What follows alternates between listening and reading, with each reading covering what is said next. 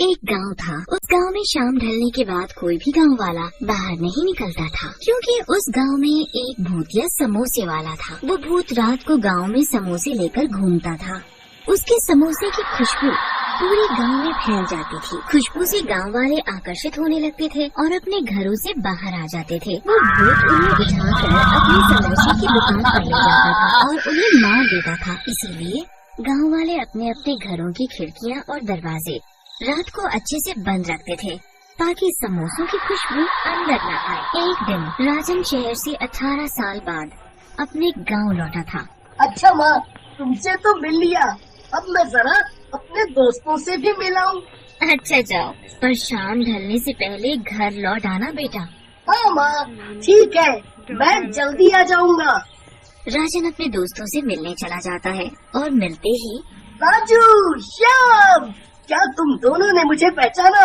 मैं तुम्हारा बचपन का दोस्त राजन, जो शहर पढ़ने चला गया था। यार तू मेरे दोस्त, इतने सालों बाद आया है तू गांव में। अच्छा दोस्तों, हम कितने सालों बाद मिल रहे हैं, चलो इसी खुशी में कहीं घूम कर आते हैं। नहीं नहीं, हम नहीं जा सकते। क्यों, क्या हुआ? तुम दोनों घूमने के नाम से इतने डर क्यों रहे हो?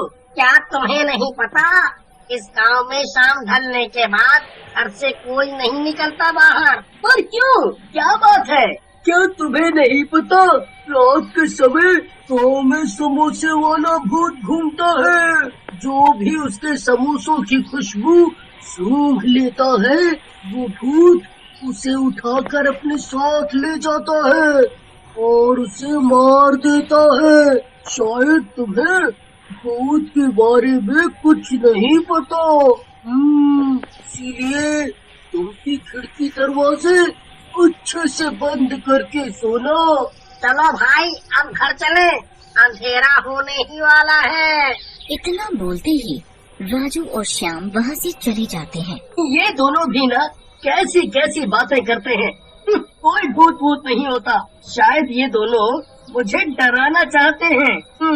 अगर कोई ऐसी बात है तो माँ से जाकर पूछता हूँ। राजन वहाँ से अपने घर जाता है और अपनी माँ को सब बताता है। माँ, आज मैं अपने दोस्तों से मिलने गया था ना, तो वो लोग बड़ी अजीब सी बात कर रहे थे, कोई समोसे वाले भूत की। अगर कोई बात है तो बताओ ना माँ। अब इस बारे में कल बात करेंगे बेटा, अभी रात बहुत हो गई है, अभी तो सो जा। हाँ? फिर राजन अपने कमरे में सोने चला जाता है। राजन अपने दोस्तों की कही बातों पर ज्यादा भरोसा नहीं करता, जो उन्होंने भूतिया समोसे वाले की बात कही थी, और वो खिड़की खुली रखकर ही सो जाता है। और रात में भूतिया समोसे वाला हाथ में समोसे की प्लेट लेकर गांव में घूमता है। ओ गांव वालों, जरा खिड़की खोल कर कोई हमारे भी दर्शन कर लो, हम भी तो तुम्हारे अपने हैं। एक बार तो दर्शन कर लो हमारे, ये मेरे बनाए हुए गर्मा गर्म समोसे तो चख लो एक बार। पर किसी के भी घर की खिड़की नहीं खुली होती।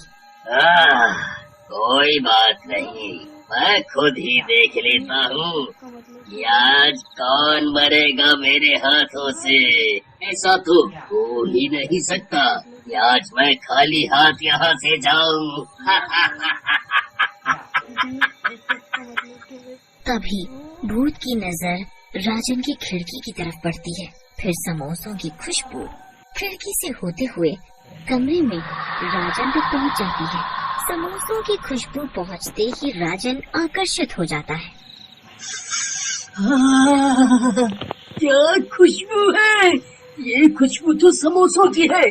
खुशबू इतनी अच्छी है, खाने में तो और भी स्वाद हो गया, स्वाद। राजन खुशबू के साथ साथ बाहर आने लगता है, और राजन जैसे ही घर से बाहर आता है, वो समोसे वाला भूत उसे पकड़ लेता है और उसे अपनी समोसों की दुकान पर उठाकर ले जाता है। आज का शिकार मिल ही गया। ये सब देखकर राजन डर से थर थर कांपने लगता है और पसीना पसीना हो जाता है। मुझे मत मारो, मुझे जाने दो। मुझसे बहुत बड़ी गलती हो गई जो मैंने अपने दोस्तों की बात नहीं मानी और खिड़की खोलकर सो गया। मैं तुम्हारा सारा काम कर दूंगा, झाड़ू, पोछा, बर्तन, जो कराना चाहते हो करा लो, पर मुझे जाने दो, मुझे जाने दो। नहीं नहीं, बिल्कुल नहीं, अब कोई फायदा नहीं। जब तक मैं पूरे गांव वालों को अपने इन हाथों से नहीं मार देता, तब तक मुझे चैन नहीं मिलेगा। राजन भूत के आगे बहुत गिड़गिड़ाता है, पर भूत के आगे उसकी एक नहीं चलती। जैसे ही वो अपने लंबे लंबे नाखून उसके सीने में घोंपने वाला होता है, तभी उस भूत को राजन के गले में पड़ा ताबीज दिख जाता है और भूत ताबीज देखकर चौंक जाता है। ये ताबीज तुम्हारे गले में कैसे आया? ये ताबीज मेरे पिताजी की आखिरी निशानी है। माँ ने बताया था जब मैं बहुत छोटा था, तब मेरे पिताजी ने मुझे ये ताबीज पहनाया था, पर वो अब इस दुनिया में नहीं है। ये बात सुनते ही भूत की आंखों में आंसू आ जाते हैं। ये ताबीज मेरा है और मैं तुम्हारा पिता हूँ। मैं कुछ समझा नहीं। राजन को कुछ भी समझ नहीं आता। तब भूत पूरी बात बताता है कि कैसे वो भूत बना। बेटा, आज से बहुत साल पहले गांव में मेरी समोसे की दुकान हुआ करती थी। मेरे समोसों के चर्चे दूर दूर तक फैले हुए थे।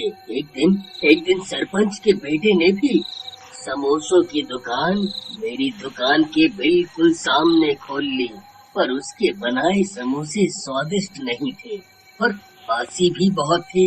इस वजह से सभी उसके बनाए समोसे नहीं खरीदते थे। मेरे बनाए समोसे ताजा और स्वादिष्ट होते थे और उसकी खुशबू से ही लोग अपने आप मेरी दुकान पर नीचे चले आते थे और कई समोसे खा जाते थे और तो और अपने घर के लिए भी रखवा कर ले जाते थे। इस वजह से सरपंच का लड़का मुझसे बहुत चिढ़ता था। एक दिन उसने मुझे रास्ते से हटाने की योजना बनाई और चुपचाप मेरी दुकान में आग लगा दी और दुकान के साथ मुझे भी जलाकर मार दिया और मैं भूत बन गया। अब जब तक मैं उसे मार नहीं देता, मेरी आत्मा को शांति नहीं मिलेगी। पिताजी, अगर आपकी मौत सरपंच के बेटे की वजह से हुई है, तो आप गांव वालों को क्यों मार रहे हो? बेटा, जब मेरी दुकान में आग लगी थी, तब किसी ने भी मेरी मदद नहीं की। सभी खड़े खड़े देख रहे थे बस। इसलिए मैं इन सबको मार दूंगा, पर मैं अभी तक सरपंच के बेटे को मार कर अपना बदला नहीं ले पाया, क्योंकि वो अपने घर को हमेशा बंद रखता है, कभी भी बाहर नहीं आता। पिताजी, मैं इसमें आपकी मदद कर सकता हूँ, पर आप मुझसे वादा करो कि आप गांव वालों को नहीं मारेंगे। भूतिया समोसे वाला राजन की बात मान लेता है और फिर राजन पूरी योजना बनाता है कि कैसे सरपंच के लड़के को घर से बाहर निकाला जाए। योजना के हिसाब से एक दिन राजन चुपके से सरपंच के घर की खिड़की पर समोसे से भरी प्लेट रखाता है। कुछ देर बाद सरपंच का बेटा समोसे की खुशबू से आकर्षित हो जाता है और घर से बाहर आ जाता है। अब मैं तुझे मार कर अपना बदला लूंगा। पर तुम मुझे मारना क्यों चाहते हो? और इस राजन को तो तुम कुछ भी नहीं कर रहे हैं? क्योंकि तुम मेरे कातिल हो। तुमने मुझे मारा है, इसने नहीं, और गांव वाले भी निर्दोष हैं। मैं और तुम्हारा कातिल? कौन हो तुम? कौन हो तुम? इसके बाद भूत अपने असली रूप में आ जाता है। बंसी, तुम? ठीक पहचाना, बंसी हूँ मैं। तुमने मुझे जलाकर मार डाला था, याद आया? देखो बंसी भाई, देखो मुझे माफ कर दो। मुझसे बहुत बड़ी गलती हो गई थी। मुझे माफ कर दो। बंसी भाई, मुझे माफ कर दो। और उसकी बात से उस भूत ने कभी भी किसी को परेशान नहीं किया।